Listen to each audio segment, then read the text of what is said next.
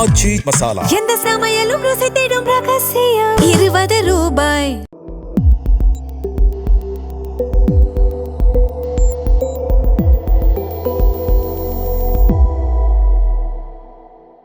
வணக்கம். வணக்கம்ண்ணே. So election ஒரு வழியா முடிஞ்சிருச்சு. ஷோலிங்கர் தொகுதியோட நாம் தமிழர் வேட்பாளர் நீங்க. ஆமாம். பொதுவாக எலெக்ஷன் காலகட்டத்தில் நான் நோட் பண்ணது என்னன்னா, எப்படி ஒரு 5-10 கிலோ குறையும். கேம்பெயின் வந்து ரொம்ப கடுமையாக இருக்கும். அதுவும் திரவ பார்த்தோம்னா வெயிலும் பயங்கரமாக இருந்தது. டூர் எதுவும் போலையா?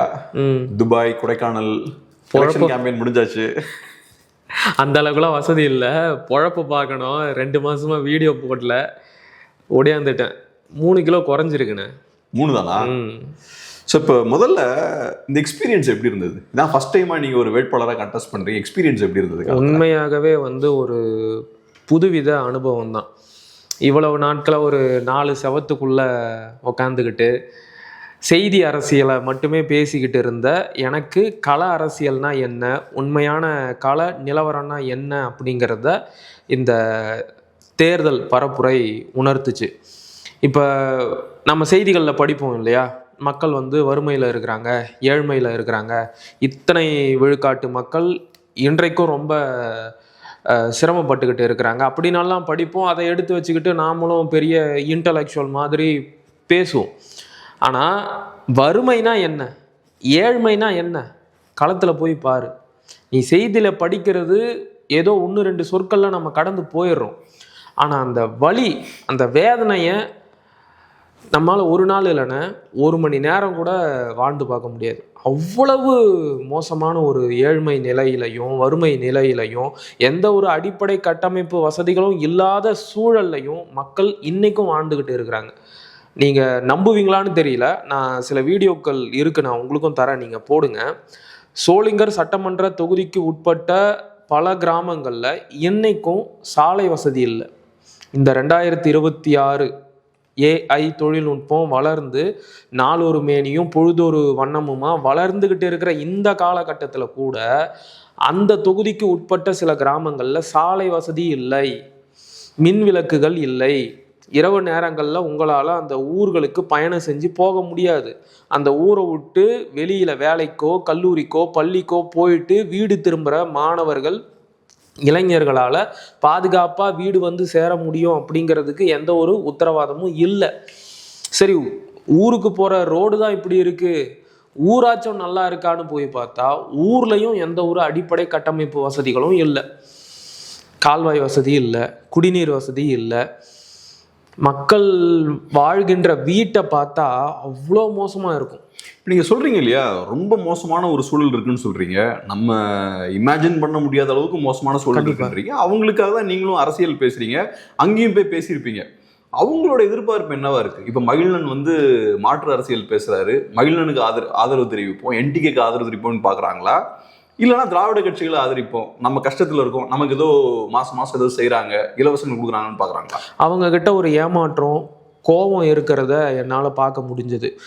இப்போ தமிழ்நாடு முழுக்கவே எந்த கட்சி வேட்பாளரும் செய்யாத பரப்புரையை நாம் தமிழர் கட்சி வேட்பாளர்கள் மட்டும்தான் செஞ்சோம். இப்போ மற்ற கட்சி வேட்பாளர்கள் அப்படின்னா பொதுவாக வந்து வண்டியில் ஏறிக்குவாங்க, ஊருக்கு ஒரு பாயிண்டில் வந்து நிறுத்துவாங்க, ஊர் மக்களை எல்லாம் கூட்டிகிட்டு வந்து அந்த பாயிண்டில் நிற்க வைப்பாங்க. இவங்க போய் பார்க்க மாட்டாங்க, ஊர் மக்களை அந்த இடத்துக்கு கொண்டுட்டு வருவாங்க. அப்படி தான் என் தொகுதியில் காங்கிரஸ் கட்சியும் பண்ணுச்சு, பாமகவும் பண்ணுச்சு, தாவேகாவும் அதை தான் பண்ணுச்சு. இப்படி ஆட்களை சேர்க்கறதுக்காக ஒரு ஆளுக்கு தலைக்கு இவ்வளவு ரூபா அப்படின்னு கொடுத்து தான், காசு கொடுத்து தான் கூட்டிக்கிட்டு வராங்க. ஆனால் நாம் தமிழர் கட்சி வேட்பாளர்கள் மட்டும்தான் நேரடியாக ஊருக்குள்ளே போய் வீதி வீதியாக வீடு வீடாக மக்களை சந்தித்து துண்டறிக்கை கொடுத்து பரப்புரை பண்ணோம்.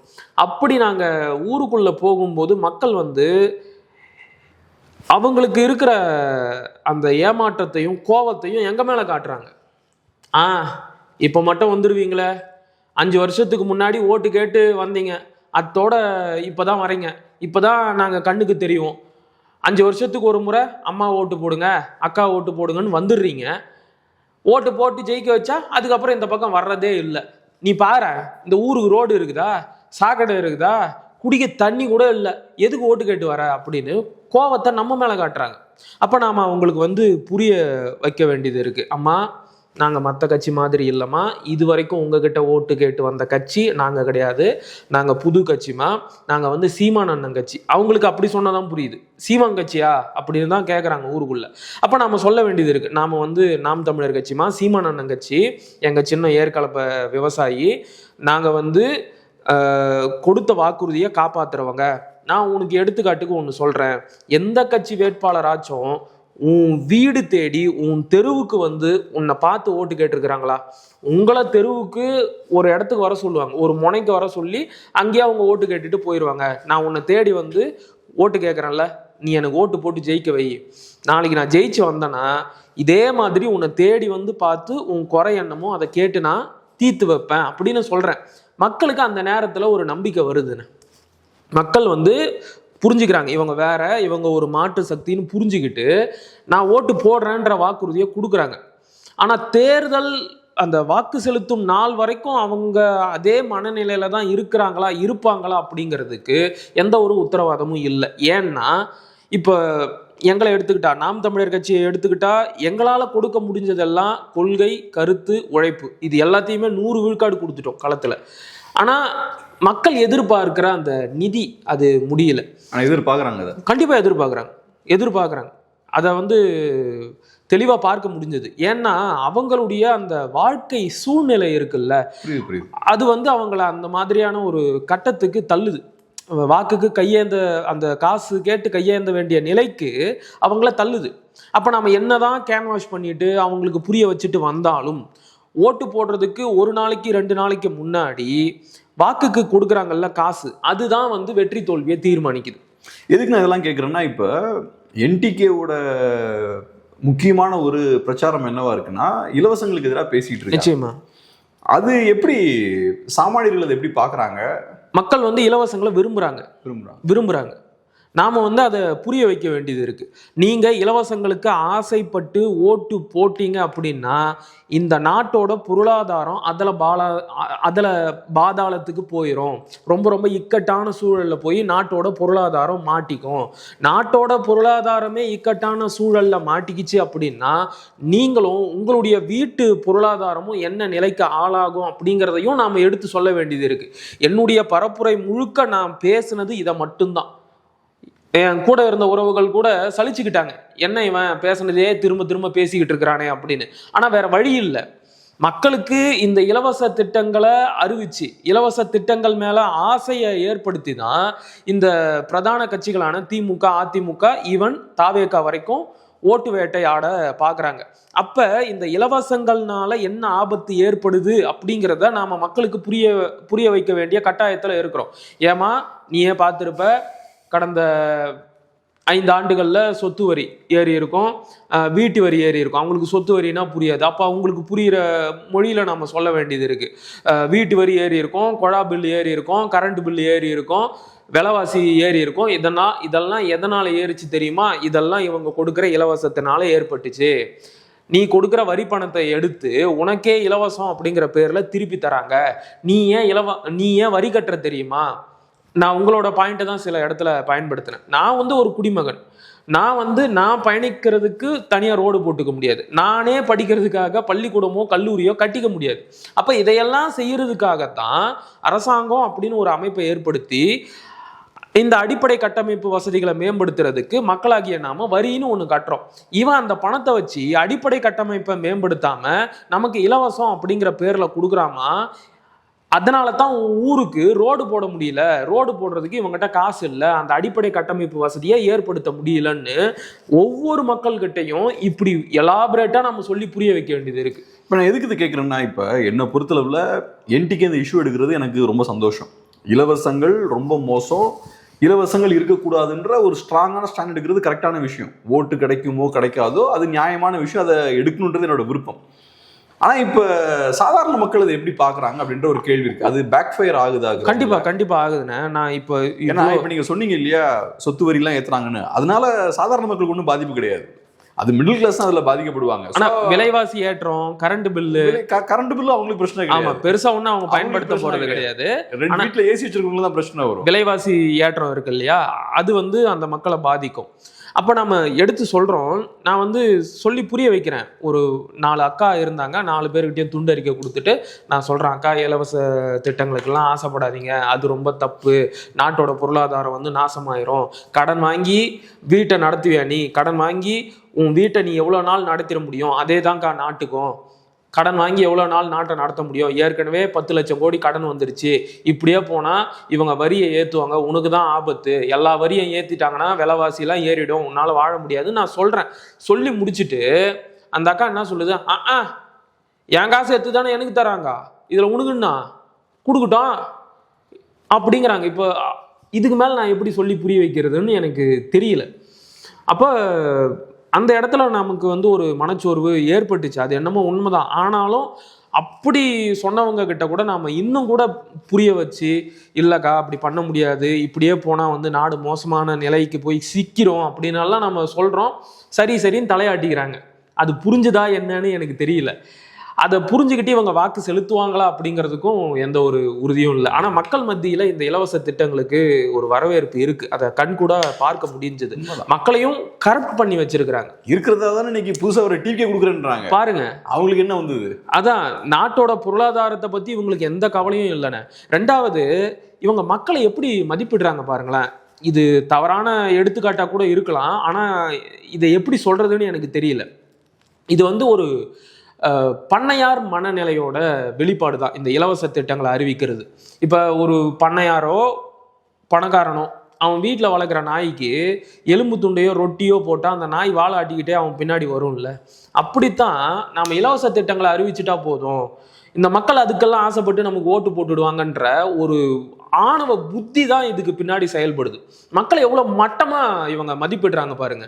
மக்களுக்கு எது தேவை, இந்த நாட்டுக்கு எது நல்லது, அதை சிந்திக்கவே இல்லை. நமக்கு ஓட்டு வேணும், அதுக்கு மக்களையும் சேர்த்து கரெக்ட் பண்ணு, மக்களுக்கு இலவச திட்டங்களை வாரி வழங்கு. இந்த வேலையை தான் இவங்க செஞ்சிருக்கிறாங்க. இது வந்து ஒரு பண்ணையார் புத்தியில இருந்து வர திட்டங்கள் தானே தவிர மக்கள் நலன் சார்ந்து வந்த திட்டங்கள் கிடையாது என்பது என்னுடைய தனிப்பட்ட கருத்து. எனக்கு தெரிஞ்ச சிம்பிளுங்க. அவங்க என்னன்னா, இந்த திராவிட கட்சிகள்லாம் ரொம்ப ப்ராக்டிக்கலா இருக்கிற ஆட்கள். எலெக்ஷன் வருது, எலெக்ஷன்ல ஜெயிக்கணும், எலெக்ஷன்ல ஜெயிக்கிறதுக்கு என்ன சொன்னா ஜெயிக்குமோ அதை சொல்லணும், அவ்வளோதான். அது கரெக்டு தப்பு அவங்களுக்கு வந்து பார்த்தீங்கன்னா எமோஷன்ஸ் சென்டிமெண்ட்ஸ்லாம் எதுவுமே கிடையாது.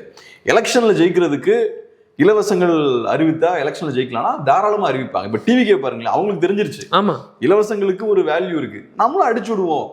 அவங்களுக்கு இலவசங்கள் பற்றின புரிதல் எதுவுமே கிடையாது. ஆனால் தெரியுது, சொன்னா ஓட்டு கிடைக்கும். ஆனால் நாட்டின் நலனை பற்றியோ மக்களோட எதிர்காலத்தை பற்றியோ எந்த ஒரு கவலையும் இல்லை, கவலை கிடையாது.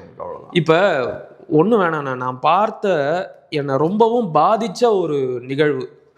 நான் வந்து ஒரு தெருவில் பரப்புரை பண்ணிக்கிட்டு போகிறேன். நான் வந்து வாகனத்தில் பேசிக்கிட்டே போகிறேன். ஒரு சில இடங்கள்ல அப்படி நான் பேசிக்கிட்டு போவேன். உறவுகள் கீழே இருந்து 2 பக்கமும் துண்டறிக்கை கொடுத்துக்கிட்டே வருவாங்க. அப்போ நான் ஒரு வீதியில் பேசிக்கிட்டே போகும்போது சாராய கடையை நான் மூடிடுவேன். ஏன்னா அந்த தொகுதியில் அது ரொம்ப முக்கியமான ஒரு வாக்குறுதி. அது ஏன்றதை நான் பின்னாடி சொல்கிறேன்.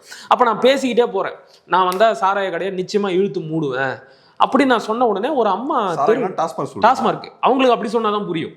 அப்போ ஒரு அம்மா தெருவில் உட்காந்துக்கிட்டு இருந்தாங்க. நான் என்னென்னமோ சொல்கிறேன், நான் வந்தால் நம்ம ஊரில் வந்து இதெல்லாம் நிறைய விளையுது, இதை வச்சு ஒரு தொழிற்சாலையை தொடங்குவேன், பெண்களுக்கு வேலை கொடுப்பேன், உங்களுக்கு வந்து மாதம் 1000 ரூபாய் சம்பளம் கிடைக்கும். எதுக்கும் அந்த அம்மா மசிஞ்சு கொடுக்கல. சாராய கடையை நான் ஒழிப்பேன் அப்படின்னு சொன்ன உடனே அந்த அம்மா எந்திரிச்சிட்டாங்க. எந்திரிச்சிட்டு எப்படி எந்திரிச்சாங்க தெரியுமா? ஒரு பக்கம் தாலியை பிடிச்சிட்டாங்க கையில், ஒரு பக்கம் குவார்டர் பாட்டில். எப்பா நீ என்ன ஒன்னாலும் பண்ணு, தயவு செஞ்சு இந்த சாராய கடையை ஒழிச்சிரு ராசா, இவன் தொல்லை தாங்க முடியல. அவன் புருஷனை சொல்றாங்க, இவன் தொல்லை தாங்க முடியல, நேற்று ராத்திரி அவன் குச்சி போட்ட பாட்டில் குச்சிட்டு வந்து தினமும் இவன் படுத்துற பாடு தாங்க முடியலப்பா, தாலியில இருந்த ஞானக்கோழாவை கூட விட்டு வைக்கலப்பா, எல்லாத்தையும் கொண்டு போய் வித்து குச்சிட்டு வந்துட்டான்ப்பா, குடும்பத்தையே நாசமாக்கிட்டான்ப்பா. எனக்கு அப்படியே நெஞ்சே வெடிச்சு போச்சு. அதான் இன்டைரக்ட் டாக்ஸ். இது இப்போ நீங்க மாசம் காசு வருதுன்னு சொன்னீங்க இல்லையா, என் காசு வருதுன்னு அதான் இப்போ உங்க தாலில இருக்கிற நகையை வந்து சைலண்டா உறிஞ்சு எடுத்து டைரக்டா டாக்ஸ் வாங்க மாட்டாங்க. இல்லைண்ணே, இன்டைரக்ட் டாக்ஸ். இது எத்தனை பேர் குடும்பத்தை நாசம் பண்ணி இந்த டாஸ்மார்க்ல சாராயத்தை வித்து அதன் மூலமாக வருமானத்தை ஈட்டி இந்த அரசாங்கத்தை நடத்திக்கிட்டு இருக்கிறாங்க பாருங்க. எந்த அளவிற்கு கையாளாகாத நிர்வாக திறனற்ற அரசாக இந்த திமுகவும் அதிமுகவும் கடந்த காலத்துல செயல்பட்டு இருக்கு பாருங்க. இதுல உங்களுக்கே நல்லா தெரியும், 2021 ஐயா ஸ்டாலின் அவர்கள் முதலமைச்சராக பதவியேற்ற போது தமிழ்நாட்டின் டாஸ்மார்க் நிறுவனத்தோட வருமானம் 40,000 கோடி. ஆனால் 2026 அவர் பதவியை விட்டு இறங்கும் போது அதே டாஸ்மார்க் நிறுவனத்தோட வருமானம் 50,000 கோடி. கூடுதலாக 10,000 குடும்பத்தை குடிக்க வச்சு அந்த குடும்பத்தை நாசப்படுத்தி அந்த வருமானத்தை ஈட்டி இருக்கிறீங்க. இதுக்கு பேர் வந்து நிர்வாகத்திறனா?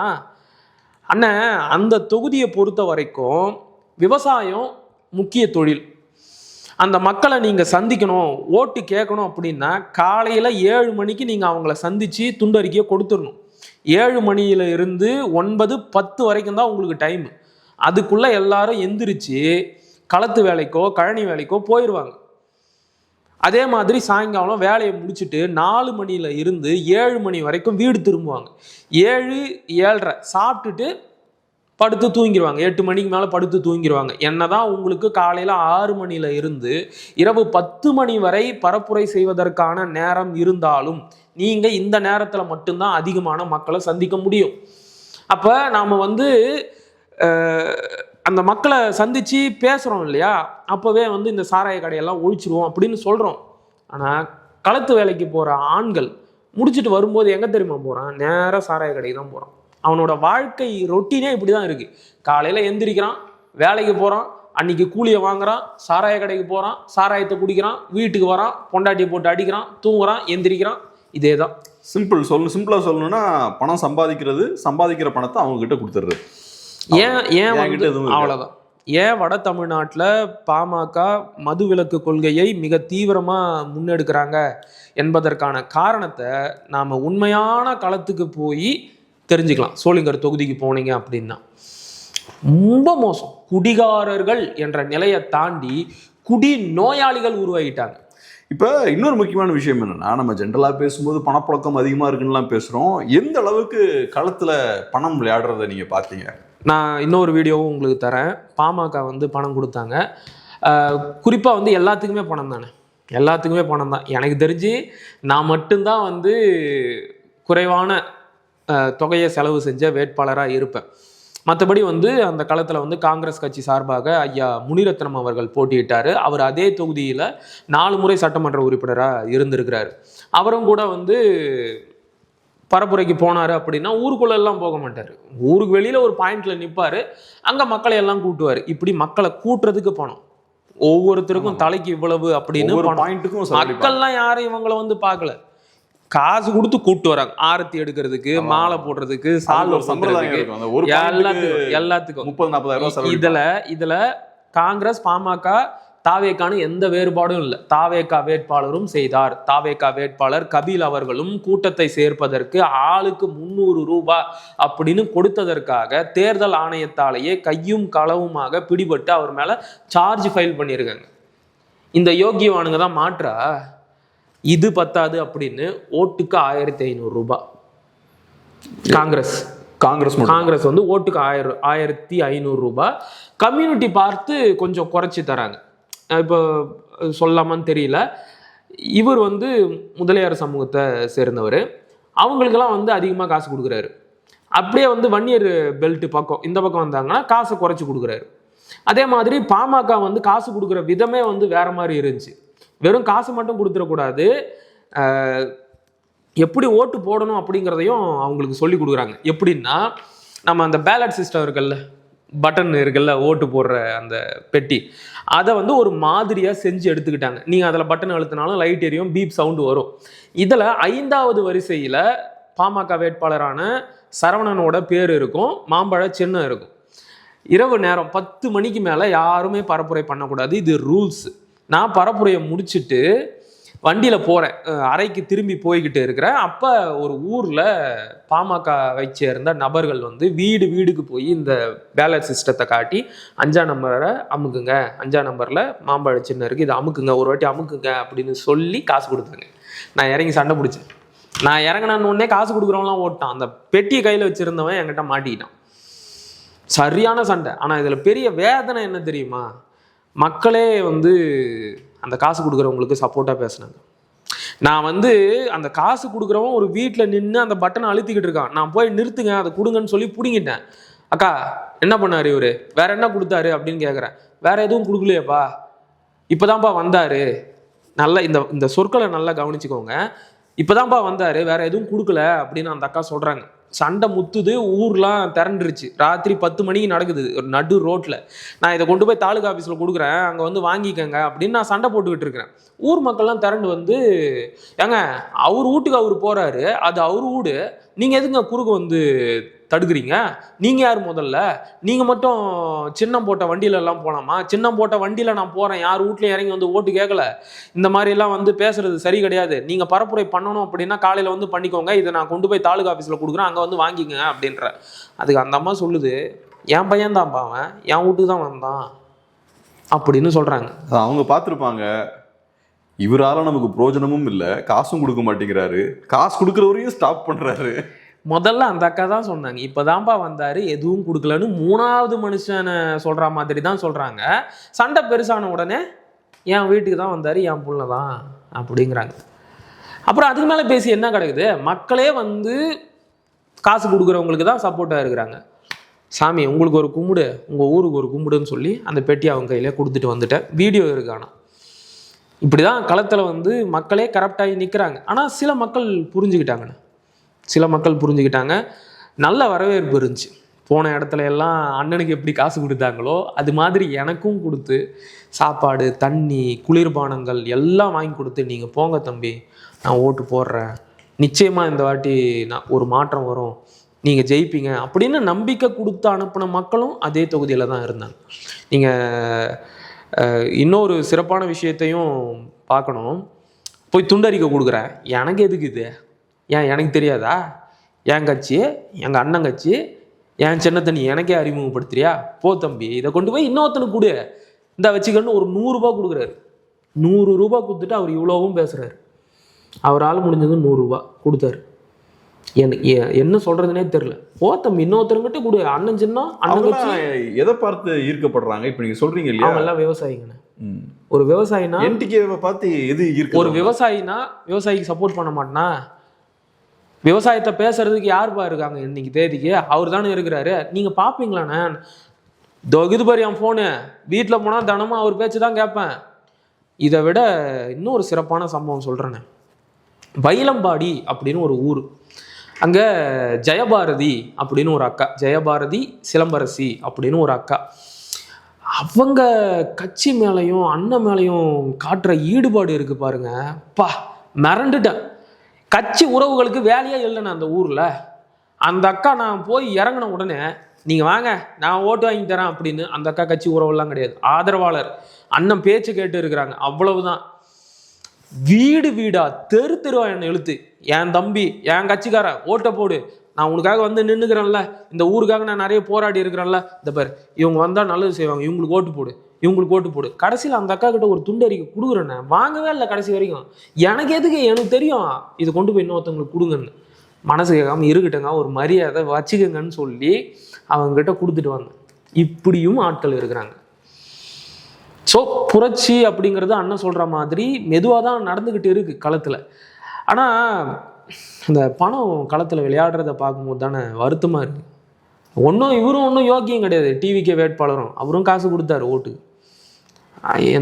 என்னுடைய நினைவு சரியாக இருந்தால் 1000 ரூபாய் என்னமோ கொடுத்தாரு. காசு கொடுத்தா ஓட்டு வாங்கினேன். ஏன் விஜய்க்கு தான் பெரிய ஃபேம் இருக்குல்ல, அவர் தான் அப்படியே மாற்று சக்தி இல்லை. எதுக்கு காசு கொடுத்த? எதுக்கு காசு கொடுத்த? 1 இயர் பெல்ட்டுன்னு சொல்கிறீங்க, எங்கள் ஆளுங்க எங்களுக்கு தான் ஓட்டு போடுவாங்கன்னு சொல்கிறீங்க, அப்புறம் எதுக்கு ஓட்டு காசு கொடுக்குறீங்க? இதெல்லாம் பேசக்கூடாது. பேசினா வந்து பிரச்சனை ஆயிரும் அப்படிங்கிறதுக்காக நான் அமைதியாக இருக்கிறேன். உன் சமூகத்து ஆளு தானப்பா, உன் சமூகத்து ஆளு கூட காசு கொடுக்காம உனக்கு ஓட்டு போட மாட்டானா? அப்போ காசு முன்னாடி சமூகம் அப்படிங்கிறது ஒன்றும் இல்லைல்ல. காசு முன்னாடி சமூகன்றது கீழே இறங்கிருச்சு. காசு தானே முக்கியமாக இருக்குது. உன் சமூக ஆட்களை நீயே கரெக்ட் பண்ணி வச்சிருக்கிறிய. ஆனால் என்ன கணக்கில் காசு கொடுக்குறாங்க? இப்போ எனக்கு அதிமுக, திமுக, பாமகலாம் கொடுக்கலான்னு எனக்கு புரிஞ்சுக்க முடியுது. இப்போ டிவிக்கே எல்லாம் வந்து கொடுக்குறாங்கன்னா ஜெயிக்கிறதுக்கு வாய்ப்பு கிடையாது. இப்போ நீங்க சொன்ன அந்த டிவிக்கு ஆளுக்கு ஜெயிக்கிறதுக்கு வாய்ப்பு கிடையாது. பட் செல்வாக்கு இருக்கும்னு நினைக்கிறேன். செல்வாக்கு இருக்கு, பலம் இருக்கும். ஆமா ஆமா. என்ன எதிர்பார்ப்புல பணத்தை இன்வெஸ்ட் பண்ணா முதலீடு தானே பண்றாரு அவர். பணத்தை இன்வெஸ்ட் பண்ண இவங்களை பார்த்து இவரும் கெட்டு போயிருக்கிறாரு. பணத்தை கொடுத்தா ஜெயிச்சிடலாம் அப்படின்னா நானும் கொடுக்குறேன், நானும் ஒரு ஓட்டுக்கு 1000 ரூபாய் கொடுக்குறேன், ஜெயிப்போன்னு நம்புறாங்க. ஜெயிப்போன்னு நம்புறாரு. கொஞ்சம் விஜயோட ஃபேம் இருக்கு, ஆட்களும் வராங்க, அதை பார்த்துட்டு ஆட்களும் வராங்க. ஆனா ஓட்டு போடுற வயசு யாருக்கும் இல்லை. அந்த கூத்தெல்லாம் கேளுங்க. ஓட்டு வாக்குப்பதிவு அன்னைக்கு பூத்தா ரவுண்ட்ஸ் வந்துகிட்டு இருக்கேன். ஒரு ஊர்ல நிழலுக்கு நின்றுட்டு இருந்தேன்.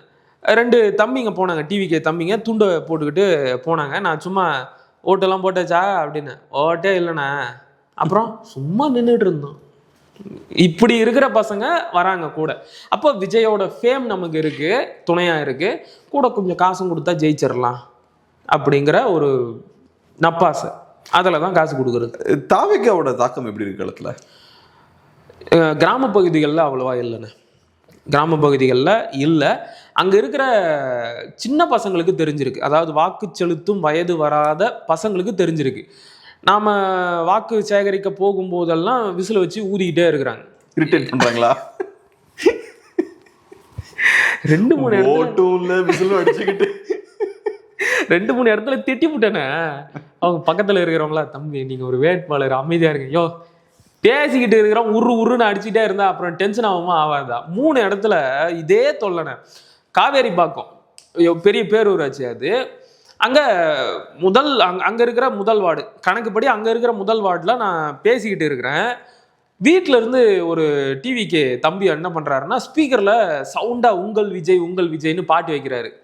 பேசுகிறேன், எனக்கு ரொம்ப இடையூறாக இருந்துச்சு. உடனே நான் என்ன பண்ணேன், அண்ணங்க வா அப்படின்னு சொல்லிட்டு கீழே என் கூட ஒரு அண்ணன் இருப்பார், சரவண அண்ணன் இருப்பார்.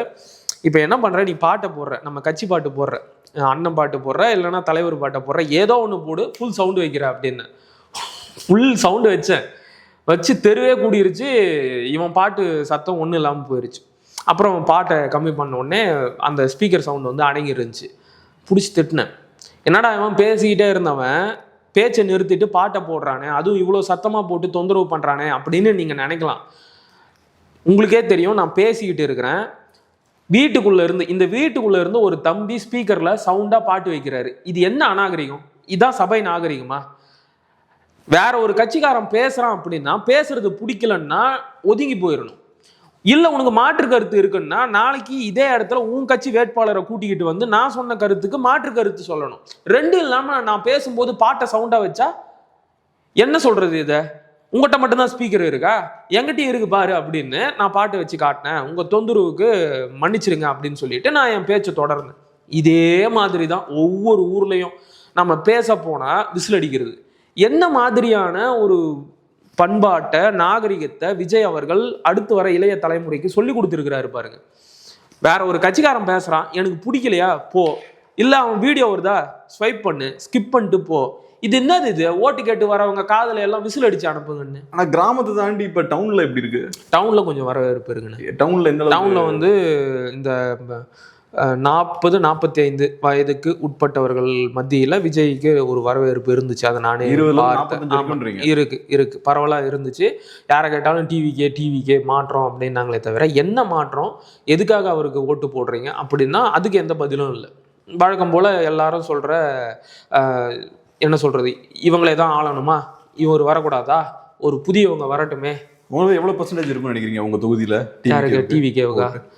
அது என்னால் சரியாக கணிக்க முடியலண்ணே, யாருதுமே என்னால் சரியாக கணிக்க முடியல. ஏன்னா நானே வந்து குழப்பத்தில் தான் இருக்கேன். அதனால தெரியல. ஆமாம், வந்தால் தான் தெரியும். இல்லைன்னா ஒரு பெரிய டீம் அனுப்பி ஒரு லட்சக்கணக்காக செலவழிச்சு ஒரு கருத்து கணிப்பு நடத்தினா தெரியும். ஆனால் இன்னொரு விஷயத்தையும் நான் புரிஞ்சுக்கிட்டேன். இந்த கருத்து கணிப்புன்னெலாம் சொல்கிறாங்கல்ல, பொய்.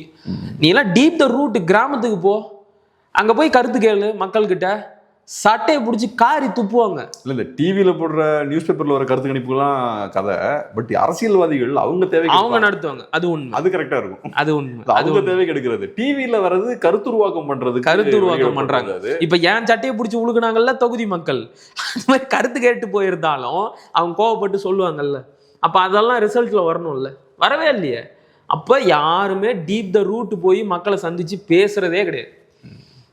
எல்லாம் இவங்களா ஏசி ரூமுக்குள்ள உக்காந்துக்கிட்டு அவருக்கு ஒரு 20, இவருக்கு ஒரு 30, இவருக்கு ஒரு 8, அவ்வளவுதான். நிறைய நேரங்கள்ல அங்க என்ன மாதிரியான மக்கள் இருக்காங்க, அவங்களோட எந்த பேசிக் தரவுகளும் கிடையாது, எதுவுமே இல்லாம சும்மா நம்பர் அடிச்சு விடுறது. அப்படியே நீங்க சொன்ன மாதிரி பார்த்தாலும் கேட்டகரி வைஸ் பிரிச்சுக்கிட்டா பெண்கள் வந்து இந்த சாராய கடை டாஸ்மார்க்னால ரொம்ப பாதிக்கப்பட்டு இருக்கிறாங்க. ஐயா ஸ்டாலினையும் திமுகவையும் கழுவி ஊத்துனாங்க. நீ முறைப்படி கருத்து கணிப்பு நடத்தி இருந்தா அது வந்து ரிசல்ட்ல ரிஃப்ளெக்ட் ஆயிருக்கும்.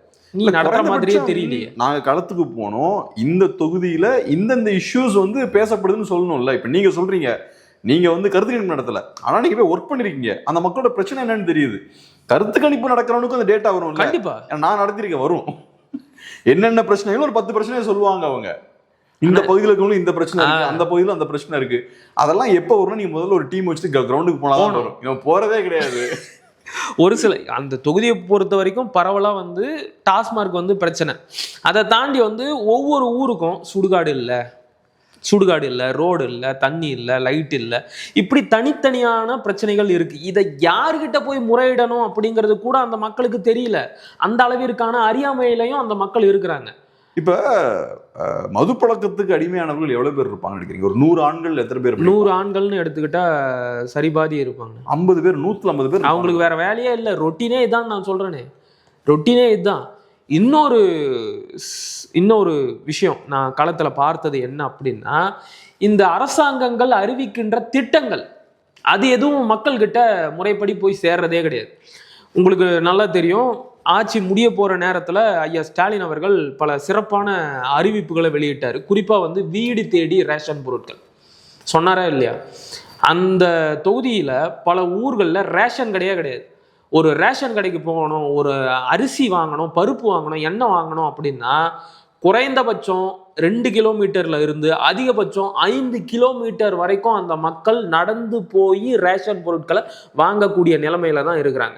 அப்ப ஐயா ஸ்டாலின் அறிவித்த இந்த வீடு தேடி ரேஷன் பொருட்கள் அப்படிங்கிற திட்டம் அந்த தொகுதியில செயல்பாட்டுக்கு வரல. அந்த தொகுதியில மட்டும் இல்ல, தமிழ்நாடு முழுக்க deep the root of the village எங்கேயுமே அந்த திட்டம் போய் சேரவே இல்லை. அதுக்கப்புறம் அன்புச்சோலையா, வயதான கைவிடப்பட்ட முதியோர்களை பார்த்துக்கிறதுக்காக நான் அன்பு சோலையை உருவாக்குறேன். ஒரு சோலையும் கிடையாது. ஓட்டு கேட்க போகும்போதெல்லாம் புள்ள விட்டுட்டு போட்டான், குடிச்சிட்டு புருஷன் விட்டுட்டு போட்டான் அப்படின்னு எத்தனை பெரியவங்க தெரியுமா? 100 ரூபாய் நான் எடுத்து கொடுத்துட்டு வந்தேன் பல பேருக்கு சாப்பாட்டுக்கு. ஏன் அங்கே உங்கள் அன்பு சோலை போகலை? அப்போ இதெல்லாம் வெற்று விளம்பரங்கள், வார்த்தைக்காக அறிவிக்கின்ற திட்டங்கள். இதெல்லாம் மக்களை போய் சேருதா இல்லையாங்கிறதெல்லாம் பார்க்கறதே கிடையாது. அந்த ஊர்ல இருக்கிற கட்சிக்காரங்களுக்கும் அதை பத்தி எல்லாம் கவலையே கிடையாது. ஓட்டு ஓட்டு ஓட்டு, மக்களோட ஓட்டு மட்டும்தான் முக்கியம். மக்களோட வாழ்க்கையோ அவங்களோட பாதுகாப்போ எதுவும் முக்கியம் இல்லை அவங்களுக்கு. இது ஒண்ணு நான் அந்த களத்துல கவனிச்சது. கடைசியா ஒரு கேள்வி. இப்ப ஒரு 2-3 வாரம் நீங்க கடுமையா பிரச்சாரம் பண்ணிருப்பீங்க. 35 நாட்கள். 35 நாட்கள், அப்போ 1 மாசத்துக்கு மேல கடுமையா பிரச்சாரம் பண்ணிருக்கீங்க. நீங்க கத்துக்கிட்ட ஒரு முக்கியமான விஷயம் என்னன்னு சொல்லுவீங்க? கள அரசியல். அதாவது வந்து என்ன சொல்றது, நம்ம உட்காந்து 4 செவத்துக்குள்ள முக்கியமாக நான் கற்றுக்கிட்டது என்ன அப்படின்னா, இந்த அண்ணனுக்கு அட்வைஸ் பண்ணுறாங்கல்ல, சீமான் அண்ணனுக்கு, சீமான் அப்படி பண்ணியிருக்கணும், சீமான் இப்படி பண்ணியிருக்கணும், அவர் இப்படி பேசியிருக்கணும், அப்படி பேசியிருக்கணும் அப்படின்னு எல்லாம் சொல்கிறாங்கல்ல, அவங்களாம் ஒரு முறை களத்துக்கு வரட்டும். களத்தோட சூழல் என்ன, கட்சியோட பொறுப்பாளர்கள் ஒவ்வொருத்தரும் என்னென்ன மாதிரியான எதிர்பார்ப்பில் இருக்கிறாங்க, ஒவ்வொருத்தரும் என்னென்ன மாதிரியான பிரச்சனைகளை கொடுக்குறாங்க, அதையெல்லாம் எப்படி சமாளிக்கிறது, அது எல்லாத்தையும் ஒரு மனுஷன் எப்படி சமாளிக்கிறான். ஒரு தொகுதிக்கே நான் இந்த பாடுபடுறேனே, 234 தொகுதியையும் ஒரு மனுஷன் கட்டி மேய்க்கிறாரு, அவர் களத்தில் எப்படியெல்லாம் செயல்படுவார் அப்படிங்கிறத உணர்ந்துட்டு பேசணும் அப்படிங்கிறத நான் முதன்மையாக புரிஞ்சுக்கிட்டேன். 2வது, செய்தி அரசியல் வேற, கள அரசியல் வேற. செய்தியில் நாம் படிக்கிறது மட்டுமே உண்மை கிடையாது. களத்தில் மக்கள் இன்னைக்கும் கஷ்டப்பட்டுக்கிட்டு தான் இருக்கிறாங்க. 60-70 ஆண்டுகள் நாங்கள் இந்த நாட்டை ஆண்டு அப்படியே முன்னேற்றி தமிழ்நாட்டை முதன்மை மாநிலமாக கொண்டு வந்துட்டோம்னு சொல்கிறாங்கல்ல, சூரிய விழுக்காடு கூட இதுவரைக்கும் எந்த ஒரு முன்னேற்றமும் ஏற்படலை. அடிப்படை கட்டமைப்பு வசதிகளை கூட இந்த 70 ஆண்டுகளில் இந்த ஆட்சியாளர்கள் ஏற்படுத்தி தரலை அப்படிங்கிறது தான் பட்டவர்த்தனமான உண்மை.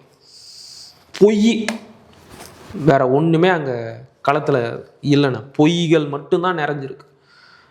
மற்றபடி மக்கள் வந்து மகிழ்ச்சியாக இருக்கிறாங்களா அப்படின்னு கேட்டால் இல்லை. கொஞ்சம் இந்த நடுத்தர குடும்பங்கள்னு சொல்லுவாங்களே, மிடில் கிளாஸ், அவங்க ஓரளவுக்கு நல்லா இருக்கிறாங்க. ஆனால் அடித்தட்டு உழைக்கும் மக்கள், பட்டியல் சமூகத்தை சேர்ந்த மக்கள்லாம் வந்து பாவம், ரொம்ப பாவம்.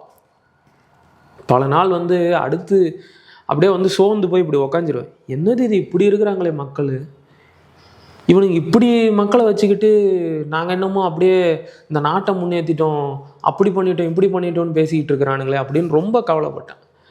ஒரு வீடுன்னு அரசாங்கம் கட்டி கொடுத்த வீடு தான், நீங்கள் போய் கையை தூக்குனீங்கன்னு வச்சிங்களேன், சீலிங் முட்டும், அதிலே தான் ஃபேன் தொங்குது, அப்படியே அனல் தகிக்குது பாருங்கள் அந்த வீட்டுக்குள்ளே. பா, கையை காலை நீட்டி நிம்மதியாக தூங்க முடியாது, வீட்டில் அகலம் இல்லை, அந்த வீட்டுக்குள்ளே 4-5 பேர் தங்கணும். இதானே நீங்கள் மக்களை முன்னேற்றி வச்சுருக்கிற லட்சணம்.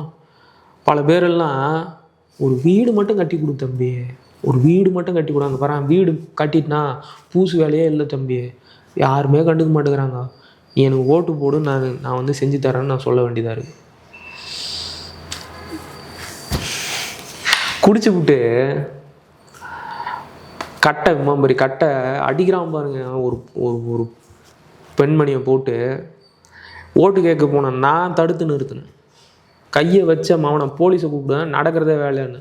அவன் எந்திரிச்சிட்டு வரான் அப்படியே குடி போதில், ஏய் நீ யார்றா, நான் பக்கத்தில் இருக்கிறவங்களாம் பிடிச்சி திட்டுறேன், ஏன்டா டேய் குடிச்சுட்டு ஒரு பொம்பளை போட்டு அடிச்சுட்டு இருக்கான் வேடிக்கை பார்த்துன்னுக்கிறீங்களா? ஐயோ சார், அவங்ககிட்ட போய் யார் சார் வாயை கொடுப்பாங்க, குடி போதில் என்ன பேசுகிறானே தெரியாது சார், கெட்ட வார்த்தையில் திட்டம், அதுக்குன்னு ஒரு அம்மாவை அடித்து மண்டையை பொழுதுருக்கிறான், வேடிக்கை பார்த்துன்னு இருப்பீங்களாடா ஊருக்காரனுங்களாம்? சார் அதெல்லாம் உங்களுக்கு தெரியாது சார், நீங்கள் போங்க சார்னு ஒன்று நான் போலையே. அப்புறம் உறவுகளை எல்லாம் பொறுப்பாளர்களை எல்லாம் கூட்டி வச்சுக்கிட்டு பெரிய சண்டை வளர்த்து அவன் கையில் இருக்கிற கட்டையை பிடிங்கி போட்டு, நீ யாரை வேணாலும் கூப்பிட்றான், உன் ஜாதிக்காரன் ஊருக்காரன், நீ யானை வேணாலும் கூப்பிடு, இது ஒரு முடிவு கட்டாமல் போக மாட்டேன், இன்னொரு வாட்டி அந்த அம்மா மேலே கை வச்சு நான் நடக்கிறதே வேறடான்னு வந்தேன். இப்படி குடியால் நாசமான குடும்பம் பல, ஏழ்மையாலையும் வறுமையாலையும் சொல்லொன்னா துயரத்தில் தான் இன்றைக்கும் மக்கள் வாழ்ந்துக்கிட்டு இருக்கிறாங்க. இதெல்லாம் ஒரு பெரிய பாடம் தானே. ஆனால் ரொம்ப நன்றி, உங்களோட அனுபவங்களை பகிர்ந்ததுக்கு ரொம்ப நன்றி. வாய்ப்புக்கு நன்றிண்ணே.